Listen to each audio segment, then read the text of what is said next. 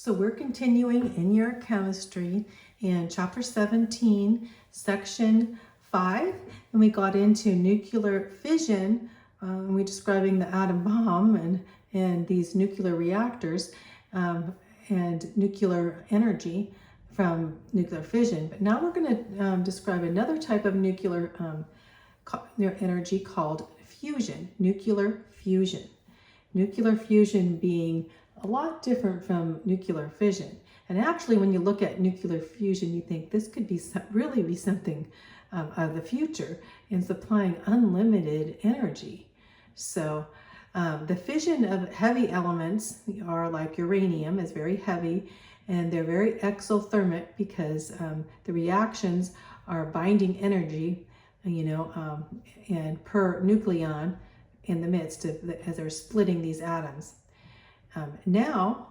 As for getting the binding energy per nucleon, we're talking about the really light elements. The lightest, actually, on the periodic table, you'll see the very lightest elements. And what are these elements? Well, they are elements such as hydrogen, helium, and boron.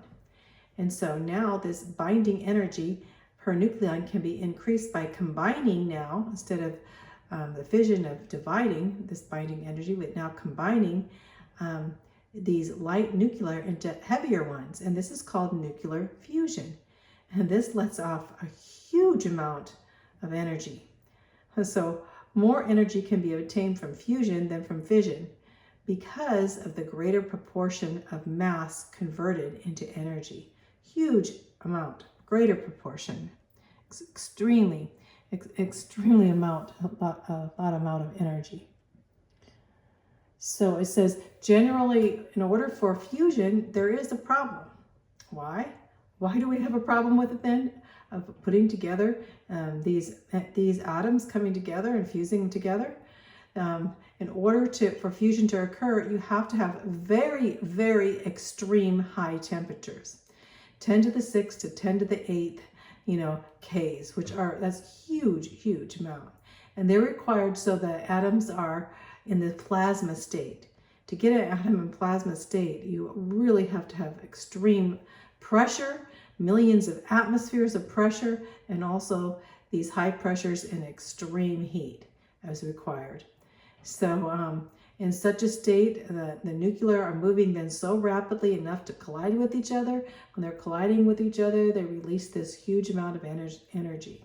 So such high temperature reactions are called thermonuclear reactions. So whenever you hear the word thermonuclear reactions, you're going to talk about hydrogen. Think of hydrogen explosion. You're going to be talking about fusion.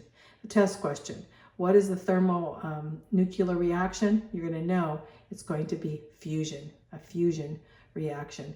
Hydrogen, or another word would be hydrogen bomb, right? So we're not talking about the heavy uranium and these heavy ones that are unstable and all this and everything, producing these neutrons and the neutron bombardment. We're not talking about all that. We're talking about hydrogen, and we're talking about helium. We're talking very lightly. So here's a picture of the nuclear warhead here. Well, let's talk about the warhead. What happened? So with explosive bombs in World War II. So again, scientists in America at Los Alamos, where they first tested, Gadget was the first nuclear bomb. They were developing another nuclear bomb. And so the Hungarian Jewish guy, Edward Teller was his name, to protect the United States, who wanted to protect the United States from the superior Soviet Union making these bombs. They first developed the thermonuclear bomb. So just remember, thermonuclear bomb, because it produces a lot of heat, and it actually needs a lot of heat to keep the hydrogen, in the state that it is. So the first thermonuclear bomb was tested in 1952, and that was at that lab. It was at a lab actually from Los Alamos. He went to test it out. They took it out into an island in the West Pacific, Euclid Lab Island, or El Lug Lab Island there, a little small island in the West Pacific. And so they had to use it to test it at very high temperatures, and they took it way out, in the Pacific Ocean. And here's a picture of a kiloton hydrogen bomb test right here. Huge bomb test for the hydrogen bomb test. And so here's a picture of the modern thermonuclear warhead, which is hydrogen bomb. You can see up here, you have the uranium shell. You have the fission fuel up the top. So you're going to have this going on with fission, right? So this plutonium and uranium and all is going to be in a small amount here to get the stage to go, the heated stage of the hydrogen bomb. So you have the fission fuel, plutonium, and the neutron reflector, beryllium, chemical explosives, and the uranium. And on here you have the plutonium-239, the spark plug that helps ignite the fusion burning. This is the fusion fuel, the uranium shell, this polystyrene foam, aluminum case. Here we have the electrons, the whole thing of this modern thermonuclear warhead now. This hydrogen bomb this is the fusion case. Here we have the length is 2 feet 7 inches. It's not big. Diameter is 11.8 inches.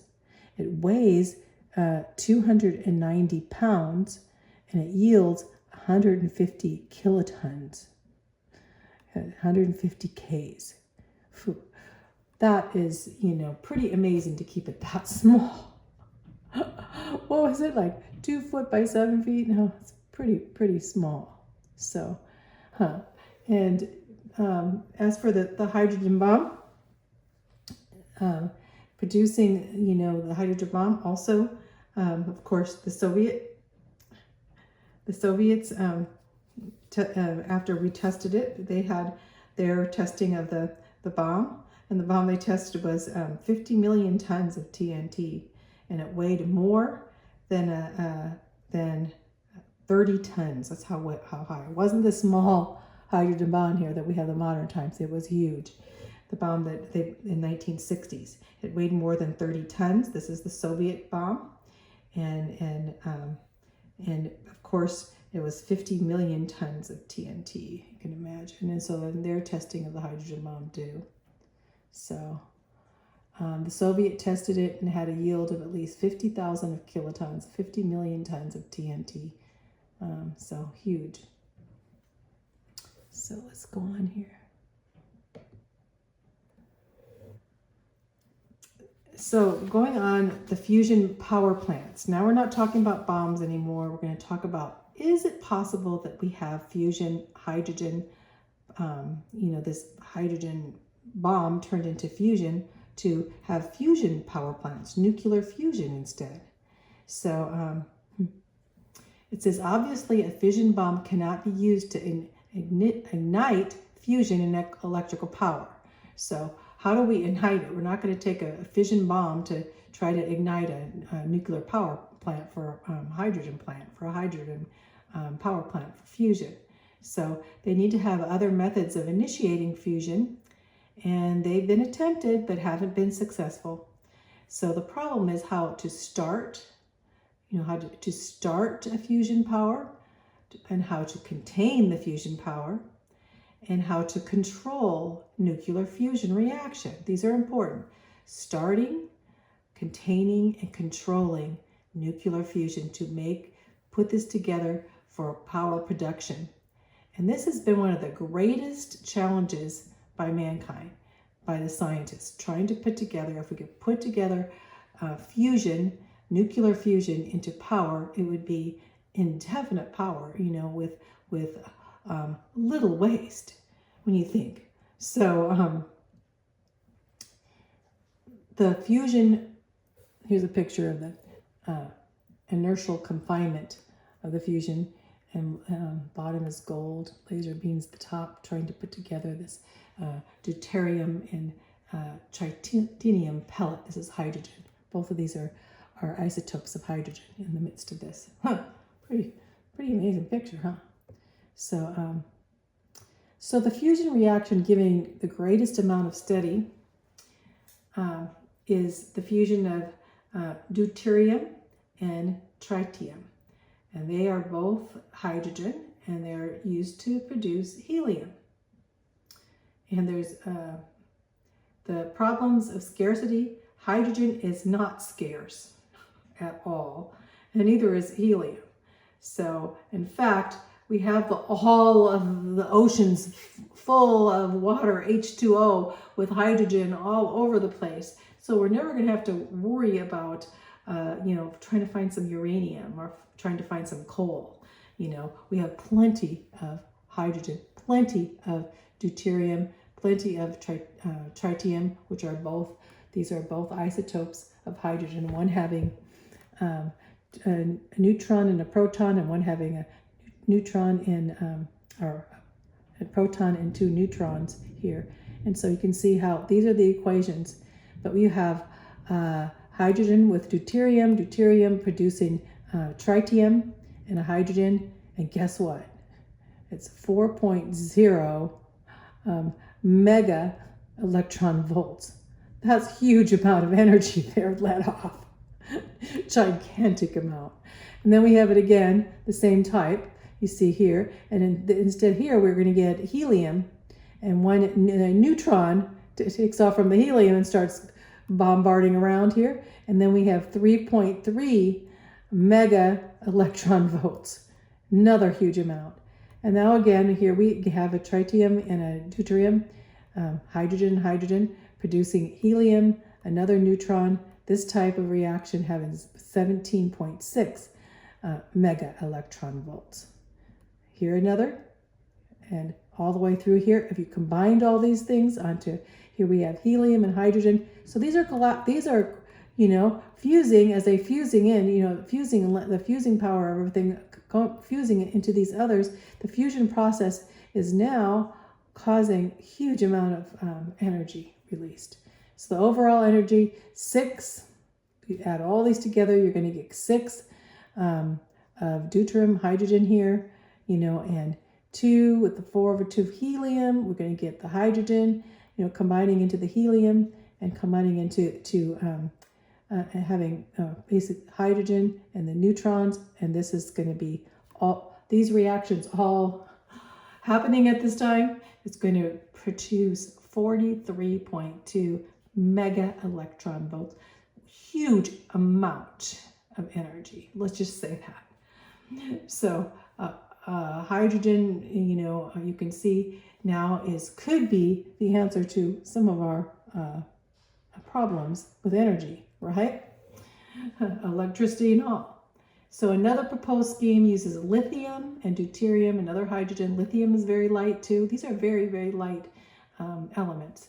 And deuterium, because you think of helium is so light too. So we have hydrogen, helium, and all, but they have to basically, in igniting these, remember we have to start it, we have to contain it, those are very important.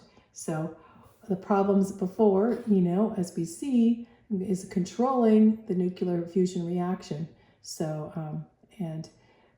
these problems now, trying to figure these problems out, to initiate it and to start, contain, and control. Start, contain, and control. So, and they also have a equation here with boron in the midst of using with hydrogen too, and thereby the harder to ignite hydrogen boron fusion produces no free electrons and thereby prevents the buildup of radioactive waste products. So if you use boron, prevents radioactive waste products. So, but what about containing? That's a big problem, right? Containers for fusion reactors cannot be made from ordinary materials at all. We have nothing to contain this high temperatures needed and this plasma state of hydrogen. So, they have to use certain containers that have magnetic fields. So when you think of magnetic confinement, it's possible because why? Plasmas consist of charged particles. which are affected by magnetic fields. So their approach is so that they could keep it contained within these magnetic fields in one way. Another approach is known as inertial confinement. And this is what we see right here, inertial confinement. And this small pellet of deuterium fuel is compressed and heated by powerful lasers so quickly that the fusion burn is complete before the pellet has time to expand. So here it is. This is the idea. So these pellets, these fusion pellets, they're called, well, pellets. Inertial confinement, small pellet of, this is hydrogen in the midst, hydrogen, deuterium in the midst of it, to burn that picture. So some good things are a fusion reactor would produce very little waste. In fact, in contrast to 1,000 megawatts coal-fired plant, which consumes nearly 8,000 tons of fuel per day and produces several thousand tons of solid waste, 1,000 megawatt deuterium lithium fusion plant would theoretically require about 4 pounds of fuel. 4 pounds to 1,000 pounds. To 1,000, basically consuming 8,000 tons, not pounds, 8,000 tons. So 4 pounds of fuel. Can you imagine that? 4 pounds. And the daily fusion waste would be about 4 pounds of ordinary helium. So the waste would be helium, 4 pounds of helium. And helium is ordinary. Helium you're not going to do much with, right? You're not going to have to worry about, buildup of helium in this area. So it's not going to have virtually zilch in waste products. And so another advantage, no waste products, is that the fusion processes would be less radioactive than fission process. Although some of the walls of the fusion chamber may become radioactive from the absorption of stray neutrons, which we did have stray neutrons up here with some of the neutrons, so there will be some, but as for the amount, very, very minimal compared to regular nuclear fission, right? And catastrophic accidents are also impossible. That's great. Catastrophic accidents are also impossible because fusion chamber contains only a small amount of fuel at any time. So those are some. And fusion fuels are abundant in nature. Of course, hydrogen, the deuterium is, in the seawater, all over the oceans, tons of it. And so there's so much potential energy in the whole earth than all of any petroleum reserves as you can imagine, if you could use hydrogen, right? So if this could be developed, nuclear fusion reactors may someday replace other sources of power. So yeah, this is looking to the future with fusion. So that's what we have. We went over a lot in talking about nuclear chemistry, haven't we? But let's go over some of these questions on this, because these are important that we remember these things, and we went over them already. What is nuclear fission? Is the splitting of the nucleus, right? So nuclear fission is that splitting. And who coined the term for this in the midst was Lise Meitner. She coined the term nuclear fission. But then he was talking, what is meant by the critical mass of a fissionable substance? So we're not talking about fusion, we're talking about fission, nuclear fission right here. So what is meant about the critical mass of a fissionable substance? It's the critical mass is a sufficient amount of the density of the uranium. They have to have a sufficient amount of it and a sufficient density of uranium. And this chain reaction will be self-sustaining.